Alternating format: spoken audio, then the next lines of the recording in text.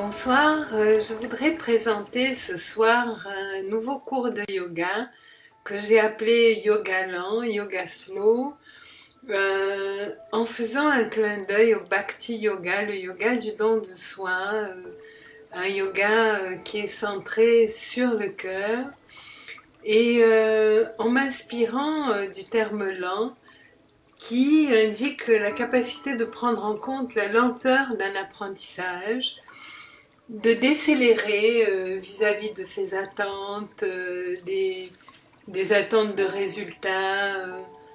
Parce que finalement, très souvent, quand on se met à apprendre quelque chose, un des réflexes courus, c'est de vouloir savoir sans apprendre et d'arriver au bout avant de passer vraiment par tout le processus et toutes les étapes d'un apprentissage qui implique de rater, de se tromper, de chuter, de perdre du temps pour gagner du temps.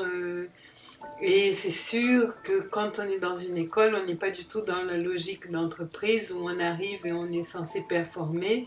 Quand on arrive dans un cours, dans une école, euh, on va se tromper souvent avant de réussir pour la première fois un asana, un mouvement, une belle concentration, etc.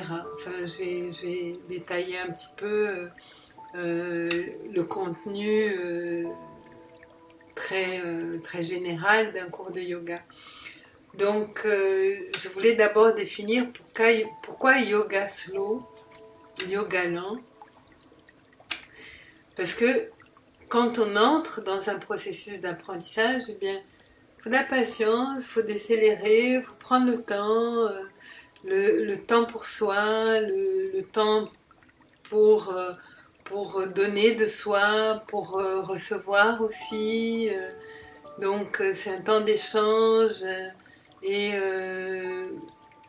ce qu'on va apprendre en yoga aide justement les autres apprentissages parce qu'on apprend cette lenteur, les temps de pause par la respiration complète, la relaxation profonde, les étirements et puis finalement ce à quoi vers tend le yoga, la méditation, la réflexion et sur soi, sur le cours de la vie, sur le sens de la vie, sur les autres, sur ce qui nous entoure, sur le monde, sur l'environnement.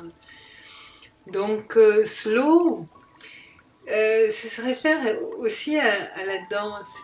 J'ai pas dit slow yoga, je dis yoga slow parce que j'ai pensé à la danse, à cette danse qui s'appelle le slow et qui est une danse qui se fait presque au ralenti et qui est une danse un peu particulière. On la danse à deux et on se choisit dans un slow. Il y a comme un... Bon, ben, je vais danser avec lui ou je vais danser avec elle. Et il y a tout ce processus de choix, d'élection et de décision et finalement de danse. Et j'ai beaucoup pensé que la danse du slow est un petit peu comme une déclaration d'amour. Hein. Je veux danser avec toi, et spécifiquement avec toi. Donc, cette élection, ce choix, cette prise de décision est intéressante dans l'apprentissage.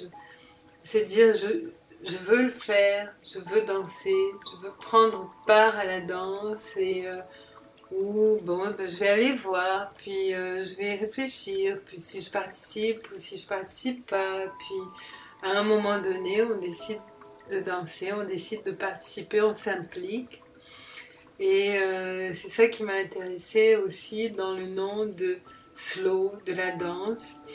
Et puis, j'ai traduit en sanskrit par bhakti, dans le sens de bhakti, c'est le don, c'est l'amour, c'est ce qu'on fait avec amour, mais un amour détaché du résultat, un amour où la réciproque finalement c'est son affaire, un amour qui vise d'abord l'autre et ensuite soi-même.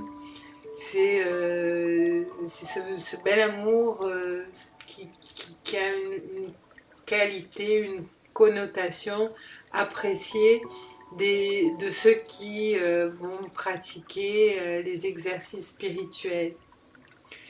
Donc, mon cours se destine d'abord à ceux qui travaillent, à ceux qui vivent à Rosemont-les-Quartiers, une résidence où on peut habiter à partir de 55 ans et plus. Donc, pour les personnes qui avancent en âge et qui vivent un processus de vieillissement, il faut appeler un chat, donc de vieillissement, de décroissance de nos facultés, parfois de perte de ces facultés. C'est parfois suave, c'est parfois brutal, c'est parfois facile, parfois extrêmement douloureux. Donc, et je me suis rendu compte qu'avancer en âge avec sérénité, cela demande aussi la faculté de ralentir et cela a une résonance avec le yoga dans le sens que le yoga pratique le détachement et le vieillissement c'est aussi une pratique de détachement par rapport aux idéaux de jeunesse, de force, de vigueur, de perfection corporelle. On va faire beaucoup plus ce qu'on peut que ce qu'on veut. Et il y a autre chose, c'est que l'image de soi, l'image qu'on a de soi-même quand on vieillit, c'est une image qui est en constante mutation. L'image que la glace nous renvoie, que les autres nous renvoient, que l'on perçoit de soi, n'a plus rien à voir avec l'image qu'on a entre 20 et 35 ans ou entre 15 et 35 ans pour inclure mes belles petites filles et mes beaux petits-fils dans le débat.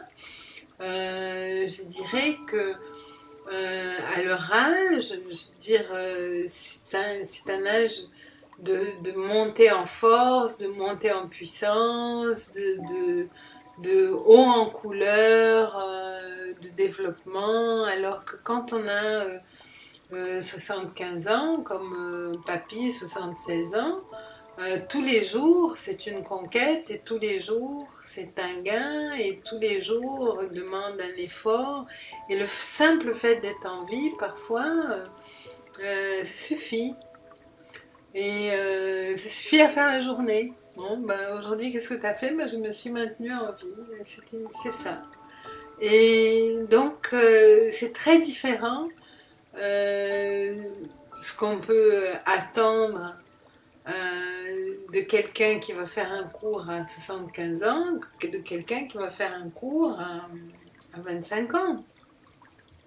Mais mon cours est ouvert aux plus de 21 ans. C'est un cours où, je veux dire, on a des jeunes qui travaillent à Rosemont, qui peuvent être avec nous, qui peuvent avoir envie aussi de se préparer à ce moment de décroissance, qui peuvent avoir envie de réfléchir sur le fait d'avancer en âge et qui de toute façon inéluctablement avanceront en âge. Donc c'est pas un cours qui se destine uniquement aux 55 ans et plus. C'est un cours ouvert et c'est un cours tout niveau parce que, je veux dire, les corps ont des niveaux différents. On peut être très raide à 30 ans et très souple à 70 ans. Donc, il n'y a pas vraiment... ça dépend comment on est arrivé, ça dépend comment on a vécu, ça dépend ce qu'on a pratiqué, ça dépend comment on s'est entretenu, ça dépend aussi des accidents que l'on a eu ou pas, ça dépend des maladies qu'on subit ou qu'on ne subit pas. Donc, ce qui est intéressant, dans le vieillissement, c'est que l'image qu'on a de soi n'est plus une image fixe. Moi, je veux arriver à tel point, telle performance, telle...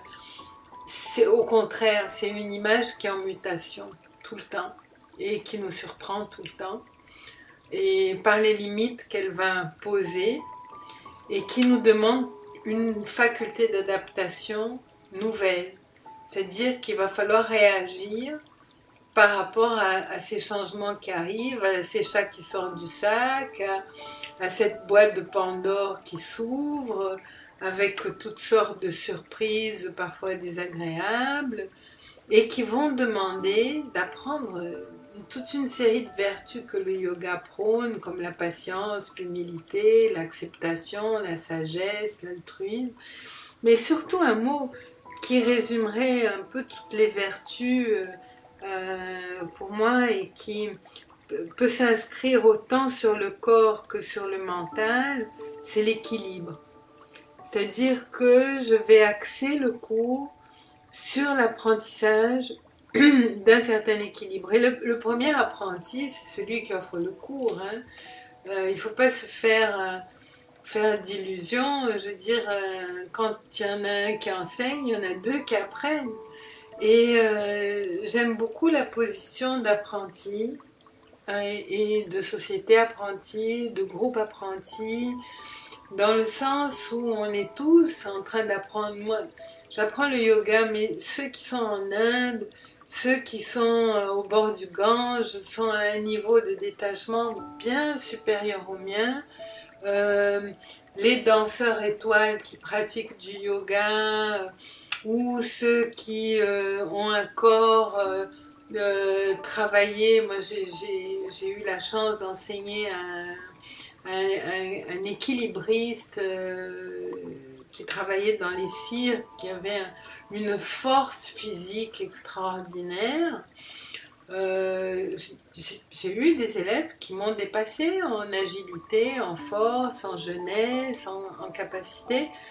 Par contre, ils n'avaient pas mes années et années de pratique, de réflexion, d'études. Donc, c'est un échange, mais à certains moments, je voyais faire certaines positions et je faisais waouh, je veux dire, moi, j'arriverai jamais à faire ça. Là. Mais j'aide à le faire, j'explique comment le faire, j'ai la technique, mais je le fais à ma mesure, avec mon corps et les limitations de mon corps. Qui, oui, est souple, oui, en santé pour mon âge, mais qui commence déjà à avoir, je veux dire, les, les, les, les fatigues et les limites de la cinquantaine, qui ne sont pas celles de la soixantaine, qui ne sont pas celles de la vingtaine, qui ne sont pas celles de ceux qui ont 80 ans. Donc, et mon défi, c'est que le groupe soit un groupe surtout inspiré par cette envie d'avoir une image de soi qui ne soit pas celle de la perfection, mais une image de soi qui soit celle d'un corps en mutation, d'un corps en transformation et d'un corps qui va aller vers son déclin, qui va perdre en force, qui va décroître et qui s'en va vers sa mort. Et c'est très différent d'avoir une image de soi statique ou une image de soi en santé optimale et qui est infaillible et de se construire une sorte de cuirasse finalement où on serait invulnérable. Même en discutant avec mon beau-fils qui fait des Ironman, que j'admire beaucoup, m'a dit, tu sais, il y a quelqu'un qui est mort dans le dernier Ironman. Et j'ai fait, oulala, donc c'est très difficile, oui, c'est très difficile. Et ça demande beaucoup de préparation, j'imagine beaucoup d'efforts. Et vous savez, le yoga aide aussi les athlètes. Il y a beaucoup de plongeurs qui pratiquent le yoga avant de plonger, Il y a des coureurs automobilistes qui pratiquent le yoga avant l'exercice de la course, parce que le yoga, finalement, apprend cet équilibre, ce dosage, et donne à la personne qui le vit la conscience de sa limite, en se disant là, je ne peux pas aller là, parce que si je vais là, je vais me blesser. Et là, j'ai besoin de me reposer, là, j'ai besoin d'arrêter, là, j'ai besoin de respirer, là, j'ai besoin de méditer, là, j'ai besoin de m'étirer, etc. Donc, ça ne veut pas dire que au yoga, on ne pratique pas des exercices de façon très intense aussi. Il existe le power yoga, le ashtanga yoga, le yoga chaud, qui sont des sports comme d'autres qui vont demander tout un conditionnement et qui vont même être cardio, contrairement à l'image qu'on se fait d'un cours immobile. Mais ce que je voulais discuter surtout dans cette vidéo, c'est que nous, on va s'intéresser vraiment à avancer en âge et avancer vers cette période de décroissance, vers cette période de déclin, vers cette période où on a plus en tête la question de la fin du chemin, avec sagesse, détachement, acceptation, patience, mais aussi équilibre. C'est-à-dire savoir qu'il faut continuer à bouger pour se maintenir en santé, qu'il y a des choses très intéressantes que l'activité physique peut permettre, parce que en bougeant son corps, on peut d'une certaine façon élever son esprit. Et c'est ça qui m'intéresse de démontrer à ceux qui vont travailler avec moi, c'est que à partir du corps, on va instruire, on va ouvrir, on va développer notre esprit. En travaillant à partir de la respiration, en travaillant à partir de l'étirement, en travaillant à partir des positions, des postures qui s'appellent des asanas, en travaillant à partir de la relaxation et finalement en aboutissant à l'apprentissage de la méditation. Donc, je m'inspire des Yoga Sutras de Patanjali. C'est mon principal livre de chevet. J'en ai étudié plusieurs versions. Je pense que la meilleure référence, c'est la traduction de Michel Angot, qui est très érudite, mais qui est difficile parce que le sanskrit est une langue conceptuelle et Michel Angot va donner beaucoup de notes pour expliquer un seul mot, donc c'est peut-être pas la seule référence. J'ai plusieurs vidéos sur le thème, j'ai aussi plusieurs articles à la revue Plastir, Plastir, qui est une revue en ligne où j'ai traduit les Yoga Sutras de 1 à 20, donc où vous pouvez trouver un petit peu mes études de Patanjali. Et puis j'ai des vidéos sur YouTube ou dans mes sites www.marianathirioloisel.com ou www.marianathiriol.com où j'explique un petit peu la philosophie de Patanjali, la respiration complète, etc. Mais j'ai demandé à des amis de filmer le cours pour pouvoir le mettre en ligne pour les participants, pour qu'ils puissent revoir un petit peu ce qu'on va faire à chaque fois, et puis aussi pour ceux qui ont envie de suivre ça un peu de plus près, mais qui n'ont pas la possibilité de se rendre au cours pour des raisons évidentes de fatigue, de limitation physique, etc.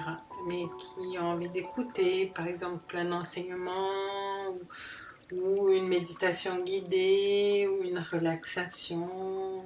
et que ça peut très bien se faire à la maison, au salon, même au lit si on est très fatigué. Donc aux prochaines vidéos, je vais parler des 8 pas du yoga selon les Yoga Sutras de Patanjali. Donc, je vous donne rendez-vous toujours très bientôt dans une prochaine vidéo. Et je vous invite à faire du yoga avec moi en sachant que le mot-clé de mon travail, c'est l'équilibre. Cet équilibre qu'on est toujours à essayer de trouver entre ce que la vie, les autres et nous-mêmes faisons de tout cela. C'est-à-dire ce que Sartre disait, je suis ce que je fais de ce que la vie et les autres font de moi. Et en yoga, c'est un petit peu ça, c'est-à-dire qu'on fait ce qu'on peut à partir de ce que la vie et les autres ont fait de nous. Merci beaucoup de votre attention et on se voit très bientôt, soit à Rosemont-les-Quartiers, soit en ligne. À bientôt donc.